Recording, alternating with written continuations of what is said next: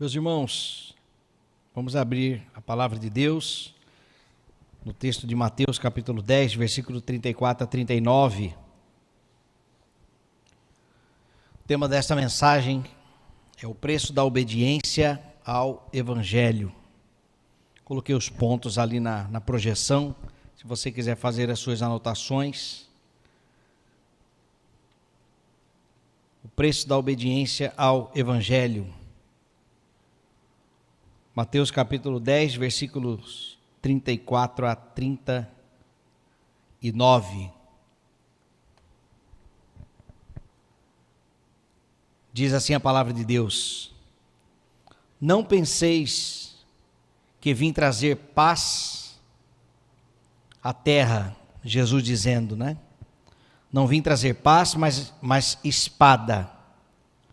Pois vim causar divisão entre o homem e seu pai, entre a filha e a sua mãe, e entre a nora e sua sogra. Assim os inimigos do homem serão os da sua própria casa. Quem ama seu pai ou sua mãe mais do que a mim, não é digno de mim.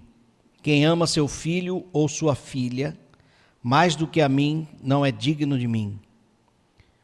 E quem não toma a sua cruz e vem após mim, não é digno de mim. Quem acha a sua vida, perdê-la-á. Quem, todavia, perde a vida por minha causa, achá-la-á.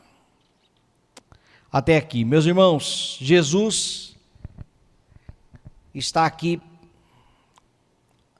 momentos depois de ter escolhido os 12 discípulos, os 12 apóstolos. Depois da escolha, ele instrui os 12 apóstolos, traz instruções que estão aí nos primeiros versículos, versículo 5 até o versículo 15. Depois das instruções, as admoestações sobre a importância de permanecer fiéis ao Senhor, e então os estímulos quanto a confessar a Cristo diante dos homens. Jesus desceu o Monte das Oliveiras, depois do sermão ali do monte com os discípulos, e então vem com essas instruções antes de enviar para o mundo, enviá-los, E dentre as orientações, ele fala sobre as dificuldades quanto a segui-lo ou obedecê-lo, vivenciar aquelas instruções, aqueles mandamentos ensinados no Monte das Oliveiras. Sobre estas dificuldades que eu quero falar nesta noite, com o tema o preço da obediência ao Evangelho. O cristianismo tem sido diluído,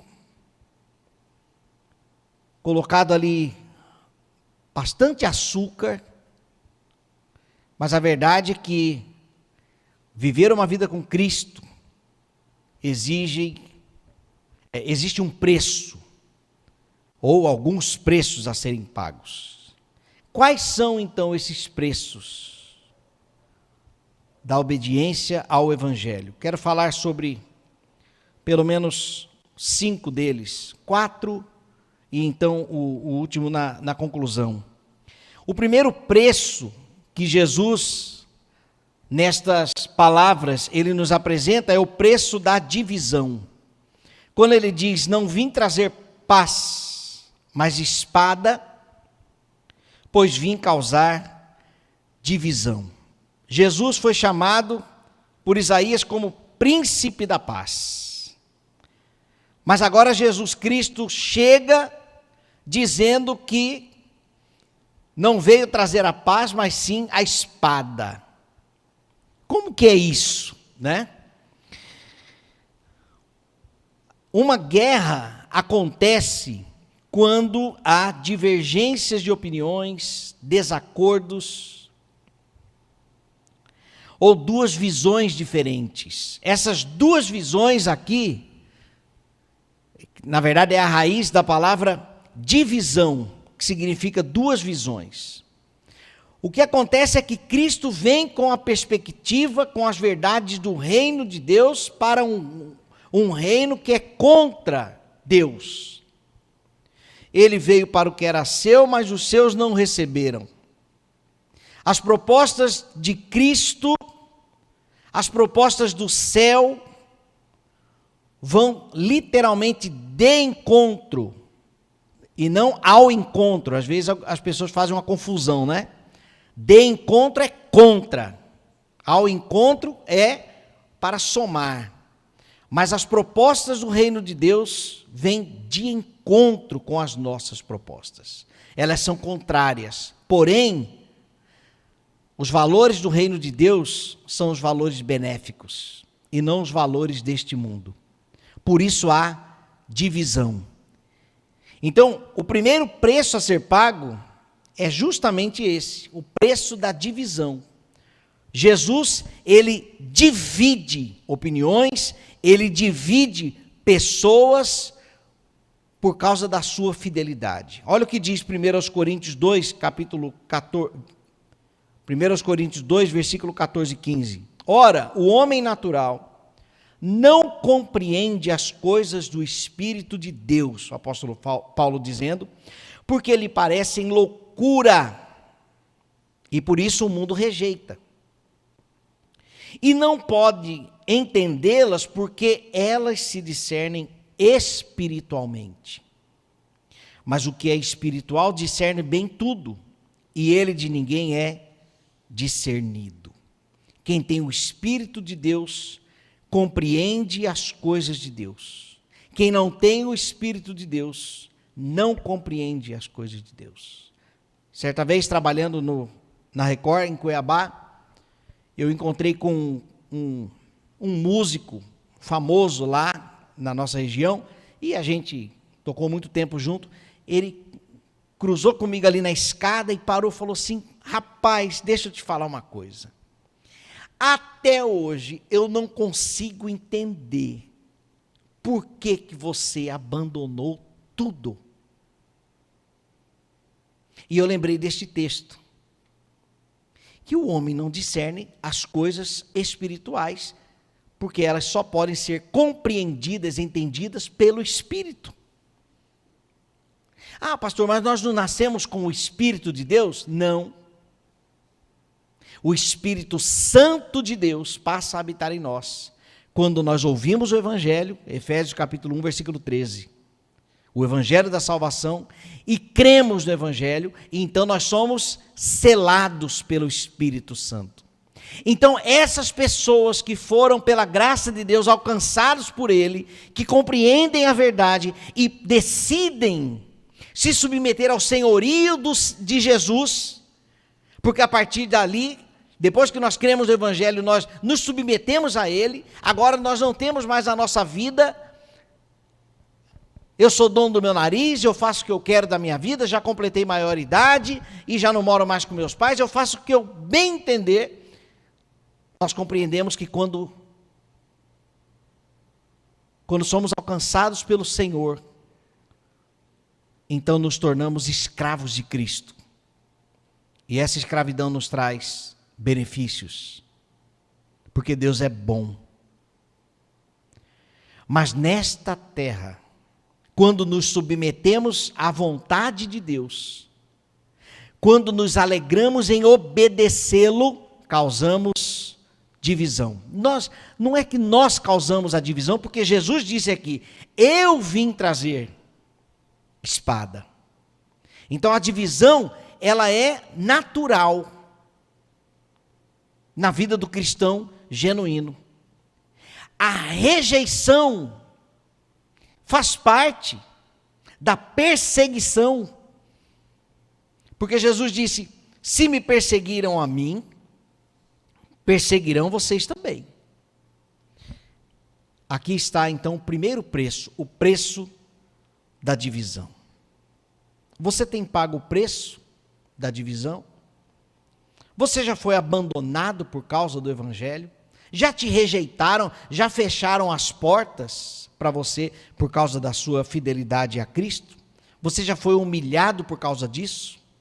Se a resposta for positiva, está tudo bem. Está tudo certo, porque funciona dessa forma. Jesus disse. O segundo preço é o preço do conflito. O texto, versículo 35, pois vim causar divisão. Olha Cristo afirmando aqui. Vim causar divisão entre o homem e seu pai, entre a filha e sua mãe, entre a nora e sua sogra. Assim, os inimigos do homem serão os da sua própria casa. Meus irmãos, nem os de dentro da nossa casa compreenderão ou compreendem aqueles que têm do Espírito de Deus. Existem valores e princípios, existem atitudes que ferem aquilo que talvez nós até aprendemos ou herdamos da nossa família. Não estou aqui denegrindo a família e depois que nós entregamos a vida a Cristo, agora a família já era. Não, não é nada disso. A família é um projeto de Deus. A graça é a graça geral, né? Nós temos os nossos pais, os nossos irmãos, o nosso lar, o cuidado dos nossos pais, o amor dos nossos pais, a somatória dos nossos irmãos, aqueles que tiveram esse privilégio, né, de ter durante um bom tempo da sua vida, seus pais por perto, esse cuidado, né?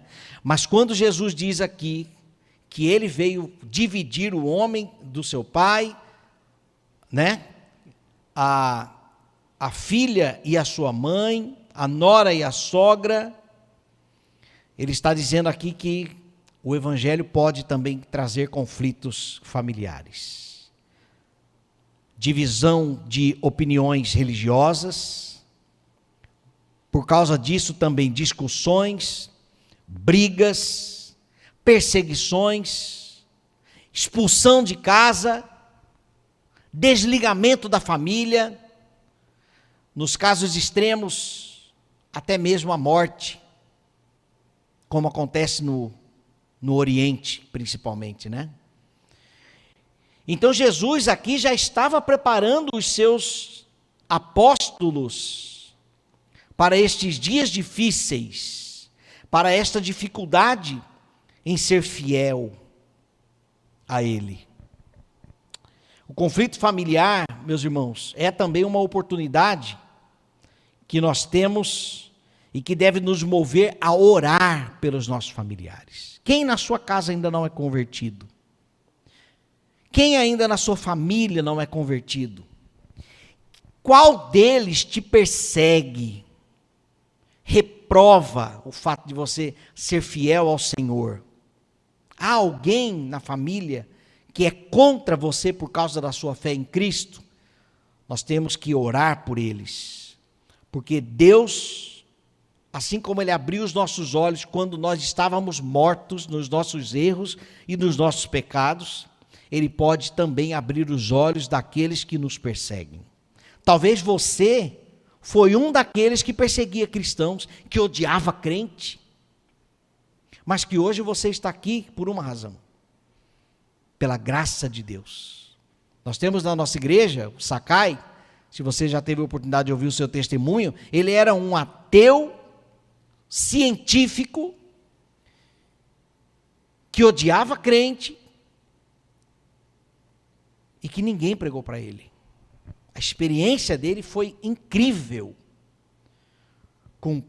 ouvindo vozes, tendo sonhos em que Deus o chamava. E teve um dia que ele discutiu com ele mesmo, entre aspas aqui, ele estava discutindo, era com Deus. Tá bom, então eu vou eu vou me submeter e vou me humilhar e vou entrar numa igreja. E lá ele entrou, ouviu o evangelho, foi impactado e ninguém pegou na mão, não teve esse processo de evangelho, nada disso, sozinho. Então Deus, assim como Ele abriu os nossos olhos, Ele pode, do jeito dEle, abrir os olhos também dos nossos familiares. E é algo que nós não podemos fazer, porque quem convence o homem do pecado é o Espírito Santo. Então o segundo preço é o preço do conflito familiar. As divisões, mas nós devemos entender que o conflito familiar é motivo de oração. Isso deve nos mover a orar por eles, para que eles também compreendam o Evangelho. O terceiro preço da obediência ao Evangelho é o preço da integralidade. Não é integridade, é integralidade mesmo, porque o texto diz: quem ama seu pai ou sua mãe mais do que a mim, não é digno de mim. Esse digno aqui é idôneo ou integral. Então nós temos que ser de Cristo por inteiro, é isso que ele está dizendo aqui. Se você ama seus pais mais do que a mim, isso é parcial, e parcial não serve. E não foi à toa que Mateus 22, 37 e 38, Jesus disse: amarás o Senhor teu Deus de todo o teu coração, de toda a tua alma e de todo o teu entendimento. E este é o primeiro e grande mandamento. Nós temos o dever para com Deus, e esse dever jamais será suficiente para devolver aquilo que Ele nos deu, que é a salvação, mas nós temos como dever priorizar ao Senhor. Nós não podemos entregar partes da nossa vida ao Senhor, mas nós temos que entregar toda a área da nossa vida,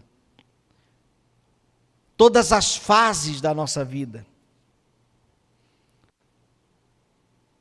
A área familiar, na minha vida profissional eu preciso ser fiel ao Senhor lá, no meu relacionamento conjugal, no meu relacionamento com meus filhos, no meu relacionamento com as finanças, no meu relacionamento profissional, em todas as áreas eu preciso amar a Deus sobre todas as coisas. É a integralidade.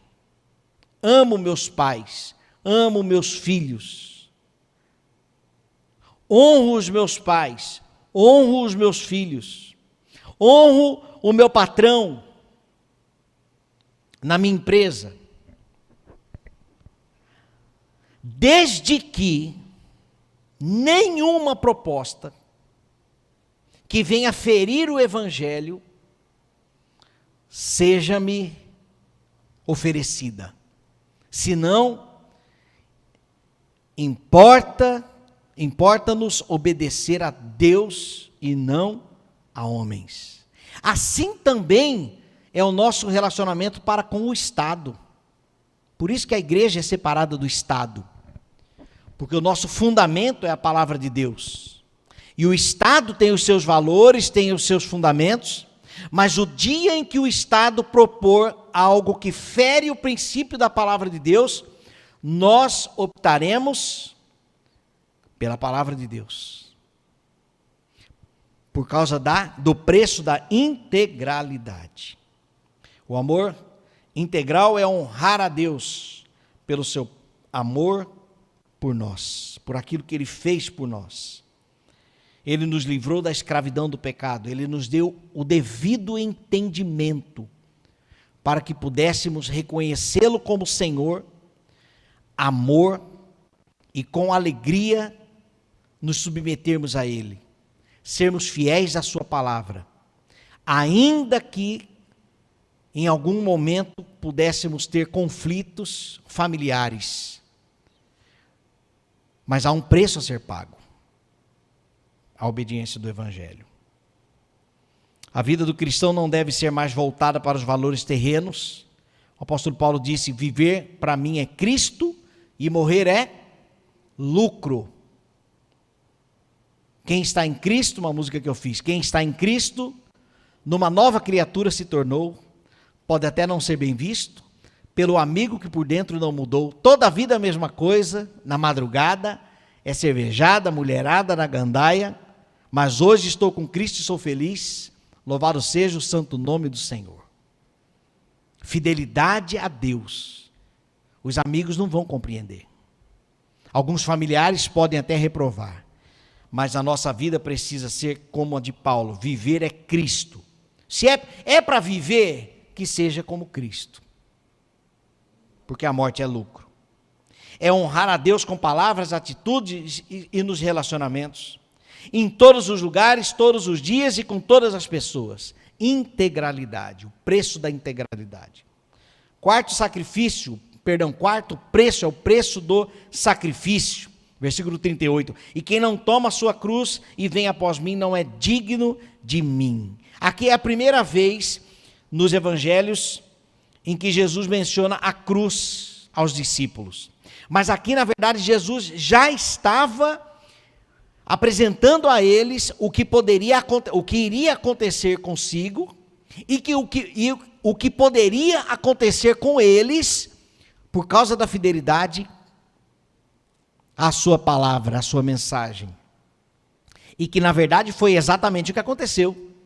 Dos 12 discípulos, vamos tirar Judas, mas vamos colocar Estevão, dos 12, só João,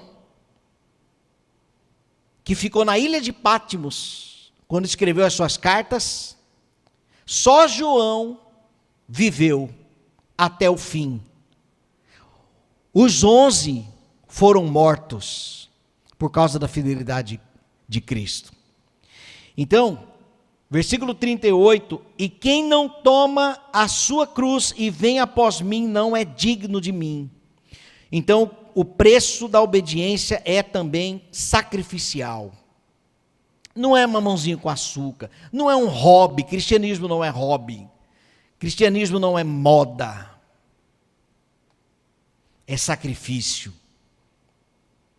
E eu não estou aqui fazendo assim uma... idolatrando o martírio. Não, não é isso, é bíblico. Porque Jesus disse que seria dessa forma. Divisão, conflitos familiares, rejeição, abandono, brigas, discussões, perseguições, sacrifício. A cruz é sinônimo de fidelidade total. E mais uma vez, não parcial. Por que seguir Jesus implica em sacrifício? Porque os princípios e valores do reino de Deus são contra nós. Paulo disse: o bem que eu quero fazer, eu não faço. Mas o mal que eu não quero fazer, esse sim eu faço. Então, como eu disse no começo da mensagem, a proposta do reino de Deus, ela é contrária aos nossos valores, aos nossos desejos. E por isso nós temos que por isso que nós precisamos renunciar-nos. Renunciar à nossa carne. Enfrentar a militância do espírito contra a carne. E que vença o espírito para a glória de Deus. Ainda que doa em nós. Ainda que doa em nós. Mas para a glória de Deus que vença o espírito. Que sacrifício você está adiando na sua caminhada cristã? O que você já deveria ter abandonado que você ainda insiste em dividir com Deus? Nós precisamos ser inteiros para o Senhor. E isso exige sacrifício. Para concluir, meus irmãos, o preço da obediência ao Evangelho é o preço da divisão. Segundo este texto, é claro que isso aqui é só uma porção, né? O preço da divisão, o preço do conflito, o preço da integralidade, Deus te quer por inteiro, e o preço do sacrifício, para então o último preço, o preço que vale a pena. Versículo 39, quem acha a sua vida, perdê-la-á. Quem toda a vida perder a vida, por minha causa, achá-la-á. John Knox diz o seguinte, acha a vida, isto é, assegura a sua vida negando a fé sob perseguição. Deixa eu ler de novo. Acha a sua vida, isto é, assegura a sua vida, negando a fé sob perseguição, ou de outra maneira, conciliando-se com o mundo à custa da sua própria consciência. Se você quer achar a sua própria vida, você vai ter que negar a sua fé. Se você quiser conciliar, você terá problemas. Conciliar, que eu digo, é obedecer a Deus e aos homens ao mesmo tempo, obedecer a Deus e obedecer os familiares, para evitar conflito, sabe? Não, eu minto então, só uma mentirinha. Não, eu tomo só um golinho para agradar. Não, eu cometo um pecadinho. Não, para evitar, sabe? Evitar divisão. Você vai perder a sua vida. Porque foi isso que Jesus disse aqui. Quem acha a sua vida, perdê-la-á. Não há como conciliar. Ou nós pertencemos ao Senhor, ou não pertencemos ao Senhor. Ou obedecemos ao Senhor, ou não obedecemos ao Senhor. Há um preço a ser pago. As recompensas da vida com Cristo, quando nós perdemos a nossa própria vida e optamos pela obediência à voz do Espírito e a palavra de Cristo, a palavra do Senhor, as recompensas são o perdão dos nossos pecados, o Espírito Santo que nos orienta, o discernimento espiritual na hora das tomadas de decisões, e esse discernimento implica em agradar ao Senhor. Nós colocamos o agradar a Deus no filtro das nossas decisões, a esperança da salvação, a possibilidade de viver em santidade e sermos então filhos de Deus. Mas se ficarmos tentando dar um jeitinho, é impossível desfrutarmos dos benefícios que Deus tem mediante a sua palavra para nós. Uma música, agora eu vou me arriscar aqui, talvez da década de 80, de 90, logo que eu me converti, essa música tocava, falava assim, de que lado você está? É Cássio Barneia, não? Rebanhão. De que lado você está? De que lado você quer ficar? Não tem como estar dos dois lados ao mesmo tempo. De que lado você está? Meus irmãos, estejamos integralmente do lado de cá. Perdão, do lado de lá. Do lado de lá. E não um pedacinho aqui neste mundo, neste reino. Não, eu vou sentar com os cananeus. Não foi isso que Deus disse. Deus disse, vocês vão tomar posse da terra que eu te dei. Mas lá vocês não podem tocar em nada que é de lá. Não pertence a vocês. Não se contaminem. É preciso integralidade. Integralidade. Então estejamos todos do lado de lá, por completo. Não como o crente Raimundo, pé na igreja e pé no mundo.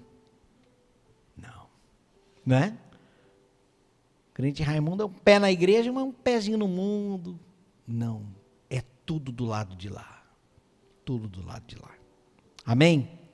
Consciência tranquila diante de Deus, a certeza de que você está no caminho certo e obras fundamentadas na fé. Se há um preço para a obediência do Evangelho, a minha pergunta, eu termino a mensagem deixando a seguinte pergunta: você tem alguma dívida com o Evangelho? Algum preço não está sendo pago? Que Deus tenha misericórdia de nós e que possamos ter a consciência tranquila diante de Deus, de que estamos fazendo o nosso dever de casa. Agora, esse dever de casa, meus irmãos, não é para a nossa salvação, como nós sabemos. Não é para ganharmos pontinhos com Deus. Porque não há nada mais que possamos fazer para Deus nos amar mais. Não há nada mais que possamos fazer para Deus nos amar menos. Ele nos ama, ponto. Ele nos ama, ponto. E a salvação é pela graça. Pastor, então por que a gente precisa obedecer a Deus? Por que a gente precisa pagar esse preço todo? Por que a gente precisa tomar a cruz? Porque nós temos uma natureza que é contra Deus. E só se morrermos, João capítulo 3, naquela narrativa do Nicodemos, vai ter que nascer de novo. Só nascendo de novo. Só nascendo de novo. Nós poderemos agradar a Deus. Porque o novo nascimento é mediante o Espírito dele, aí sim, habitando em nós. Pastor, e como que eu posso nascer de novo? Voltando para a barriga da minha mãe? Não. Entregando a vida a Cristo. É submeter, ter Jesus Cristo como único e suficiente Salvador e Senhor da sua vida. Quem domina é Deus, não mais nós. Vamos orar, meus irmãos? Ó Deus, há um preço a ser pago na nossa caminhada para a tua glória, para obedecermos a ti. Porque este mundo é contra o Senhor, contra os teus princípios, contra a tua vontade, contra a tua bondade, contra o teu cuidado. É contra o Senhor, Deus da criação. O Senhor veio para o seu povo, veio para o que era seu, mas nós não o recebemos. Se o Senhor voltasse hoje, se este fosse o tempo da plenitude, nós crucificaríamos o Cristo de novo, porque nós somos maus, porque o nosso coração é mau. Nós somos contra o Senhor, mas a tua graça nos alcançou, abriu os nossos olhos, nos deu entendimento, nos deu alegria em desfrutarmos do teu amor, da tua bondade, e por causa do Senhor mesmo, por causa do teu Espírito que passa a habitar em nós, nós conseguimos compreender, ó Deus, a tua graça, o teu cuidado, o teu interesse, o teu desejo por nós, que está fundamentado no atributo do amor. Deus é amor.